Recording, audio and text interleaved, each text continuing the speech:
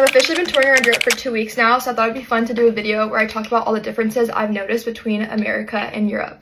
So the first big difference I would say is the gas stations. The positive being that you guys have actual legit food, so when you stop to eat while you're like on a road trip, I feel like you have good options. In America, you have a high chance of getting food poisoning if you eat at a gas station, but also in America, you don't have to pay to use the bathroom like anywhere. At gas stations, you don't have to ever put like a quarter in. Actually, not a quarter, you have to pay a whole euro to go pee. And I feel like you'd expect the bathroom to be a lot more clean if you're paying to use it, but I feel like that does not translate to the quality of the bathroom. And then while we're talking about bathrooms, the one other thing I noticed here is that you guys don't have toilet seat covers. In the States, you have like something you can cover the seat and it feels a little bit more sanitary. So I'm like always trying to like pull the toilet paper and like balance it on the seat. The next difference is silverware. They call them cutlery here, and they have like wooden ones, which I think is actually really cool. In the States, they're either metal or plastic, which is probably so much better for the environment to have the wood ones. So I don't know why the States haven't caught up on that yet. I will say my food will taste better with plastic ones. It's also a lot more common to see glass bottles for all the drinks when you're at restaurants, which I think is super cool. In the States, it's pretty rare to find a glass bottle. They're usually like plastic bottles you see at the grocery store and whatnot. But then on the flip side, they also charge you for water at most restaurants you go to, whereas in the States